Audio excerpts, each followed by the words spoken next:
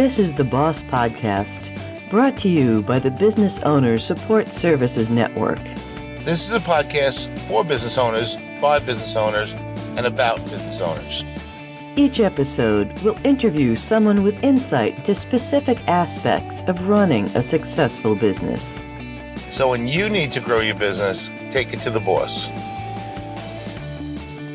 Hi, everyone. I'm Meryl Lochner, founder and podcast producer with Smith Douglas Associates. Hi, this is Christopher Lips from the Boss Network.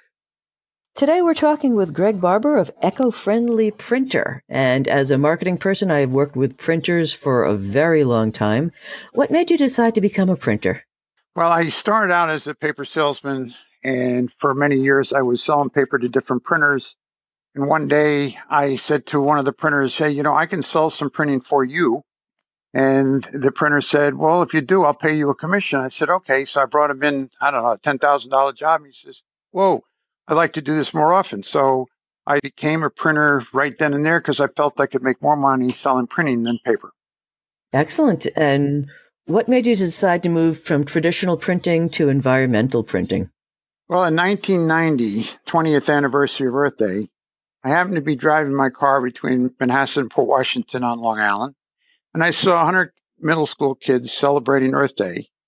And it really struck me. And I stopped the car and I watched them and I go, I want to join their enthusiasm because they wanted to save the climate. They wanted to save the earth. And I decided I wanted to do whatever I could to help their enthusiasm. Greg, what exactly is an environmental printer? Environmental printer is a printer that uses recycled paper, uses non-toxic processes like either ink or toner. Usually, in my case, I use 100% recycled paper that's 100% post-consumer. The mills I buy from make their paper using wind energy, so they're sustainable to making paper. And I'm FSC certified, which is Forest Stewardship Council. So I use the right paper, I use the right ink, I use the right toner, and I make sure that people don't waste their paper when they're putting their jobs together. Very cool, because I was looking at your website and you did have a bunch of acronyms there, and I'm assuming PCW recycled is post-consumer waste? That's correct. So post-consumer waste is that acronym. PCF would be processed chlorine free. Oh, interesting. Do people complain that the recycled paper isn't as white as, say, the chlorined paper? That's a great question, because when you bleach paper, before I got involved with being an environmental printer, they always use chlorine to bleach paper to make it white. But in our case, with 100% post-consumer waste paper that is processed chlorine-free, the bleaching is done with oxygen or hydrogen peroxide, and the paper can be as bright white as chlorine. Oh, excellent. Because I remember when they first started using recycled paper, that was the big complaint, that it just kind of looked dingy and it wasn't as white as crisp as the non-environmental paper. Some of the original calls were, I want paper to look brown or natural gray, so I had all those colors. But when they started saying I wanted white, I could offer that as well. Another phrase I saw on your website, tree-free paper? Right, tree-free paper. Paper that doesn't use trees is tree-free paper. Usually plants, it could be hemp, in the old days, canaf, straw, denim cotton, like denim blue jeans, sugarcane, seed paper. So paper that's made from usually plants is tree-free paper. A lot of people don't want to destroy our trees. Actually, I just want to ask a second question on that. Is there any downfall to using tree-free paper, or is it pretty much the same as regular tree paper? No, that's a good question. The quality is the same in tree-free paper as it is in wood fiber paper or post-consumer paper. The quality is the same. The problem with tree-free paper is it's more expensive. It's not made in the volumes that regular paper or post-consumer paper is made. So tree-free paper, the hard part for me is the price. It's just more expensive. Greg, what's the Forest Stewardship Council? Okay, Forest Stewardship Council is an organization that makes sure that the paper mills are not destroying their forests after, taking down the trees. The paper that I get from those mills is certified to be FSC. All of the paper that I print on is FSC certified. Does that mean the paper mills or whatnot, they're replanting after cutting down trees, or? Exactly right. In other words, that's what they do. They want to make sure that they replant the land that they got the trees from, and that they can do it again and again and again. So that organization makes sure the mills are not destroying the land. Excellent. Did you also mention seed paper before? I'm kind of getting this image of a piece of paper with little specks in it. What is seed paper? Seed paper is usually post-consumer waste paper, 100% post-consumer waste paper, and they embed seeds, wildflower seeds, into the paper when they're making it. So you can actually see the seeds in the paper that I print on. One of the best projects I ever did was I got a call from the National Football League when they opened up the Meadowlands in New Jersey for Monday Night Football for either the Giants or the Jets. And they wanted to promote Monday Night Football, and they wanted to use seed paper. So they wanted me to print 500 postcards, 5x7, and send it to the owners and other people within the organization of the different football teams, and to promote that, okay, you can read it. Our meeting is in Florida, in Orlando, at such and such date. And after you read this, plant this in your garden, and it'll grow wildflower. Oh, that is so cool. So that was my first seed paper order. I have seen that before. I've seen them in greeting cards. It's the happy birthday, plant a tree, or happy birthday, plant some flowers. The seed paper is maybe 10 times more money than regular tree-free paper. So the way I sell it to most people is do a little star or a little something like a 2-inch circle, and I can stick that onto a regular's cover stock. The client would peel that little piece off and plant that, because by the square inch, if they take a little teeny piece and do that, they save themselves a fortune. They still get the benefit of promoting seed paper. Now, you're based on Long Island, aren't you? Yes, I am. Do you only deal with Long Island clients?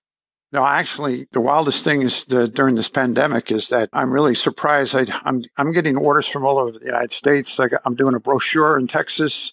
I got a mailing job from a company in Seattle. I got another order, a brochure I'm doing for somebody in Ohio. I guess you'd say I'm nationwide. And one thing, the Seattle account was the one that surprised me the most, because I said I can't be competitive. I got to ship 350 brochures across the country to Seattle. And the client said, wait a minute, I'm going to mail them to 350 people. I said, well, if you're going to do that and it's going through the post office, it doesn't matter if I use my post office here in New York, New Jersey area versus Seattle. It's the same price. So I ended up with the order because I did all of the fulfillment and mailing, put it into envelopes and bring it to the post office. So I get orders from all over the country. Good. Do you do both digital and offset printing?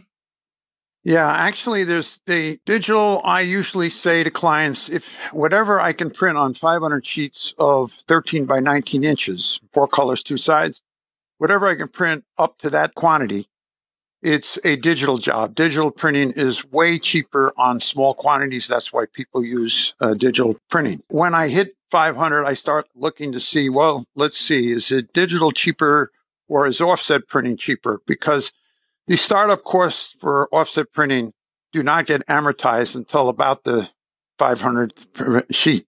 So once I've done 500, then each sheet after that is a lot cheaper offset. So I basically offer both digital and offset printing depending on the quantity. Now, with recycled paper, can you get the same kind of textures as standard paper, like the high gloss and the... Another good question. I'll tell you the finishes I have. When it comes to coated paper, I have gloss and dull. Another word for dull is silk. For my 100% post-consumer papers, I have smooth, uncoated, vellum, uncoated, linen, uncoated, felt, which is what most of my greeting cards love, felt, uncoated. I just have a mill. The Monadnock mill has come out with a dull-coated 100% post-consumer cover stock and also text paper. So it's the first 100% post-consumer coated paper that I've ever been able to get. And I'm starting to stock it in 15 and 16 point there's a lot of people who want books from me. I do books And a lot of times people call me and say, I want a hardcover book. And I said, well, I don't do hardcover books, but I do softcover books on very heavy paper. And this 16-point recycled dull-coated cover is so sturdy that I have gotten orders for switching people from hardcover books to softcover books because I'm saving them a fortune, but also I'm giving them the sturdiness and the quality they're looking for. Can we get samples of these? Can I take a look and feel for these things before we actually place an order?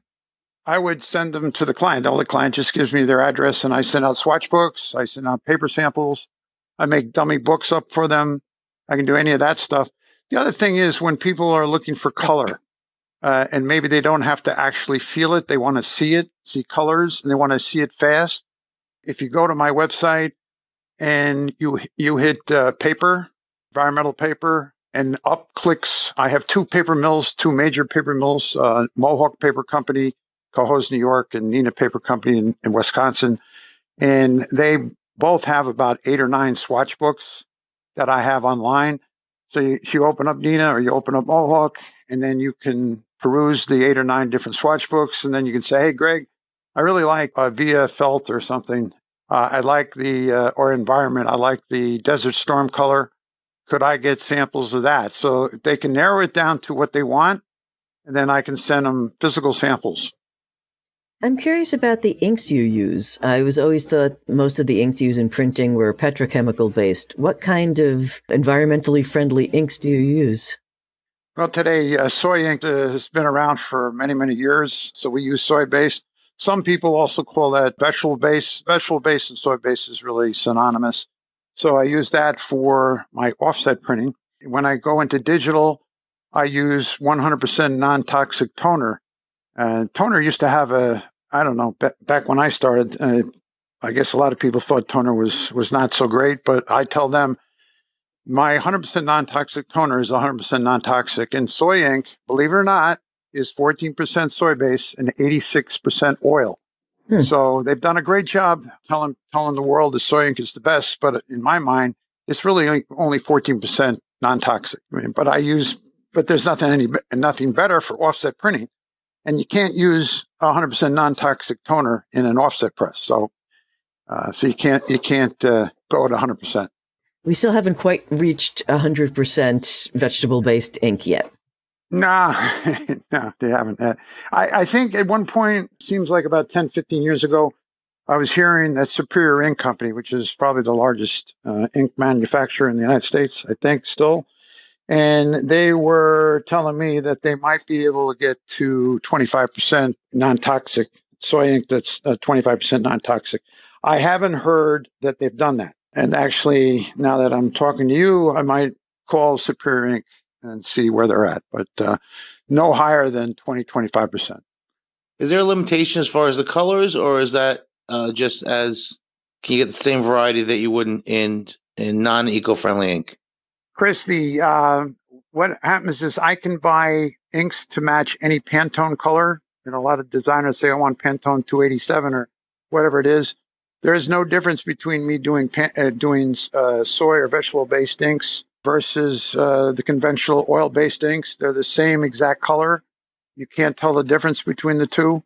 We do not have any problem with those inks. Now, the other thing that's really good in digital printing, where you're not printing, solid colors. Let's say you want a solid color and you got to make that solid color out of CMYK. We're able to match most Pantone colors running digitally. It's incredible. I mean, in the last 5 years, I'd say maybe 85 to 90% of the Pantone colors we can match doing digital. So that saves people a lot of money.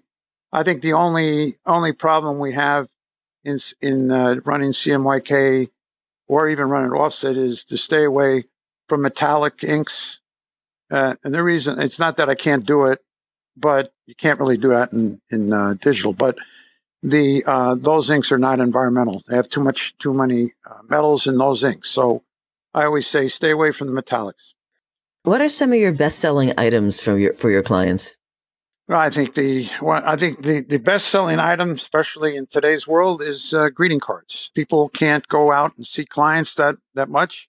For some odd reason, my biggest account It just sold, I guess this year has sold over 400,000 greeting cards through Amazon. So it was amazing because I thought that my business was going to be in real serious trouble, say February, March, when the pandemic hit, the virus hit. The greeting card business from two of my major clients went up about 300%. So that's a huge part of my business at this point.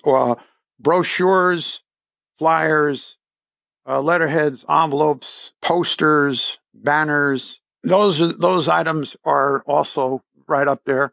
Business cards is a big item with me. Books and pamphlets. So it's almost anything you would print, I can do. I'm thinking of ordering some new business cards.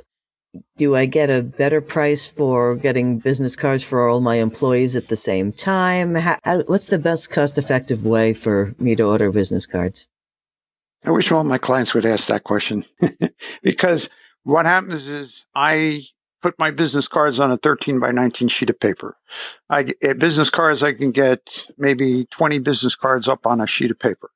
So if somebody came to me and said, I've got 10 salespeople, I want to do business cards, and I run them 2 up, so that's 20 positions on my sheet of paper, that'll save clients a fortune because I probably could save clients 50% or more when they give me multiple business card runs. Would something like that work with postcards? It would do for postcards, the same thing, same concept for postcards. A 4x6-inch postcard, I can get 8 cards up on that sheet of 13 by 19. So I like it when people say, I want 4 or 6 different or 8 different postcards on a run. And in the same concept as the business cards, I save them a lot of money. You do everything from business cards through books and banners. You know, we touch base again with banners. I have a cotton texture fabric banner that you can use outdoors, and even if it rains or snows or whatever, it's the banner is okay, and that eliminates plastic.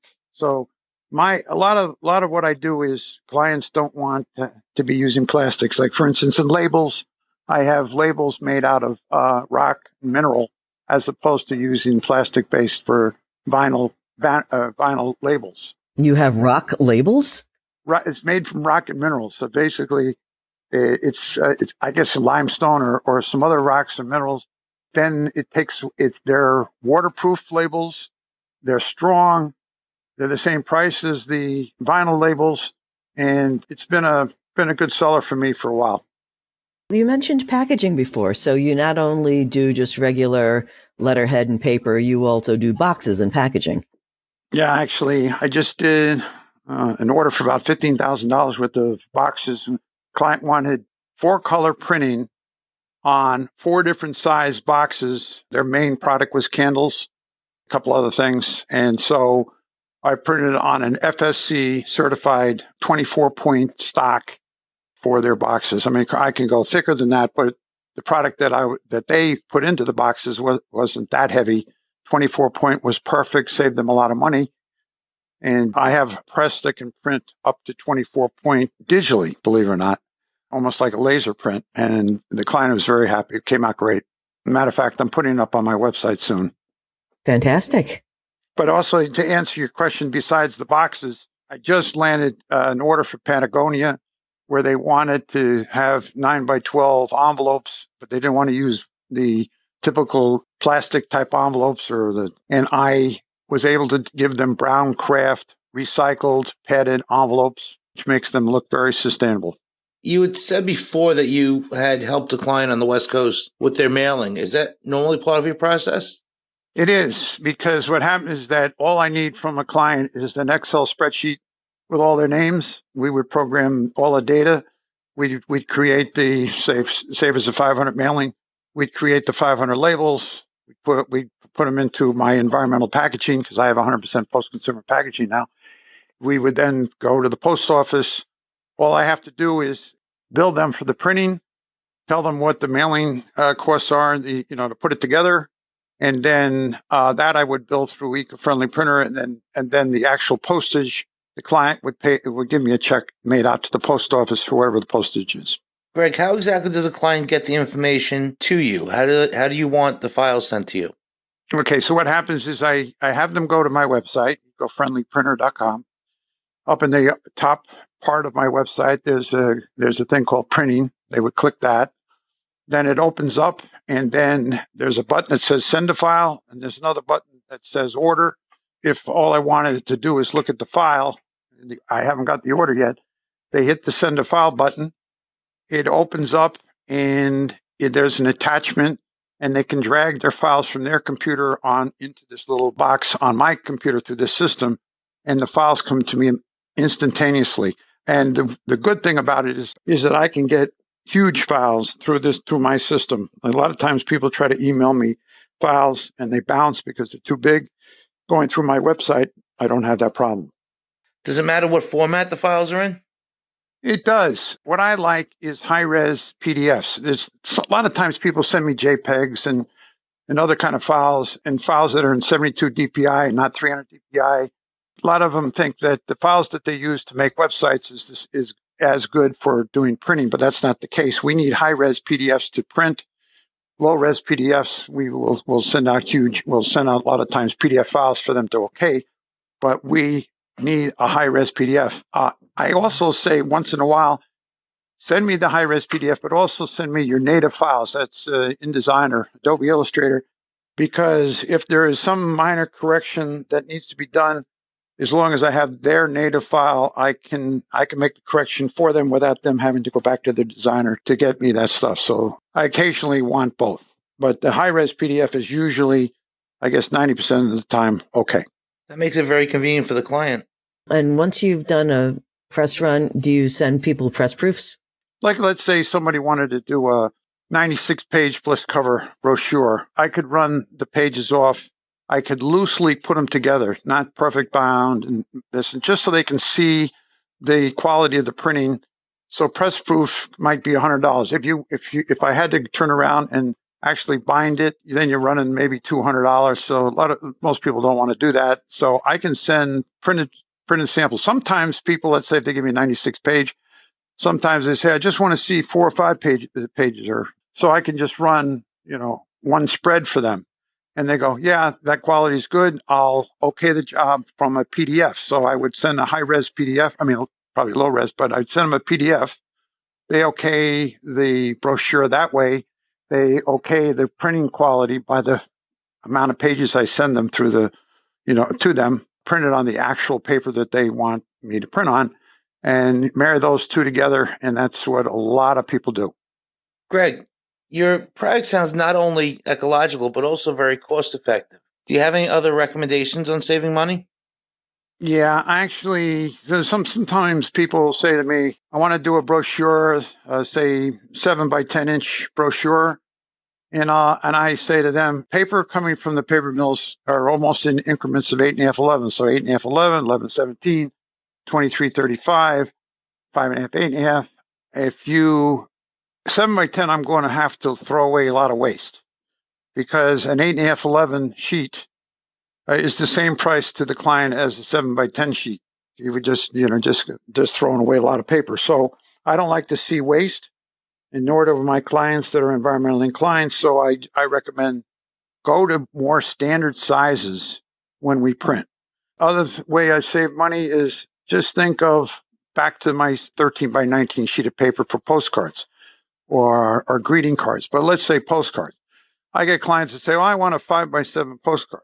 And I go, well, on a 5 by 7 postcard, I can only get 4 up on my 13 by 19 size sheet. But if you switch to 4 by 6 or 4.5 by 6.25, which is like an A6 size, if you switch to that, I'll get 8 out. So guess what? You can get twice as many postcards if you just switch to a slightly smaller size. I would say 9 out of 10 they do that. What type of payments do you accept? I take credit cards, and I take bank transfer, and I take checks. I actually have also done wire transfer from, even outside of the country. I did work for the United Nations for Climate Week. I printed for Climate Week maybe 8 or 9 different times along the way, and got orders from Argentina and a couple other places. Percentage-wise, how much more cost-wise is environmental printing over non-environmental printing?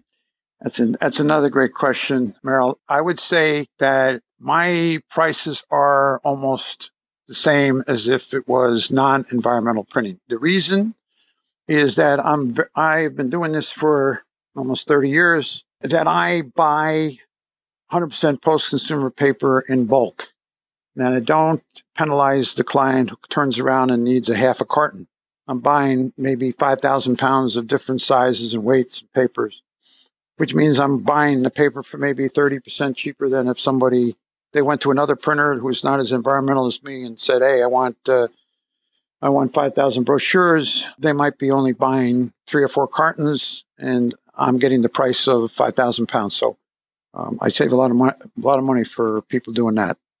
So I would say my prices on environmental printing are comparable, if not, in some cases, less. As a marketing person, I would look to you because you're about the same price as non-environmental printing. You're good for the environment. You're cost effective and, better karma. I think you're right. Greg, what's the best way to reach you? Best way to reach me is either call my cell phone, which is 973-224-1132. That also would be how you text me. That's probably the fastest way because I'm a bit of a workaholic and I react to text or phone calls 24/7. So 7 days a week, I see the texts coming in. And I could also say that about emails. Greg, Greg, at EcoFriendlyPrinter.com. I see that too. So what's your website? Is EcoFriendlyPrinter.com. EcoFriendlyPrinter.com. Any other questions, Chris?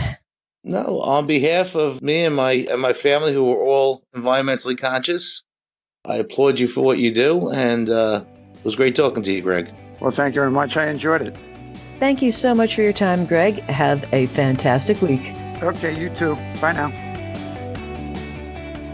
Thank you for listening. The Boss Podcast was brought to you by the Business Owner Support Services Network and produced by Smith Douglas Associates. To learn more about us, visit our website at longislandbossnetwork.com.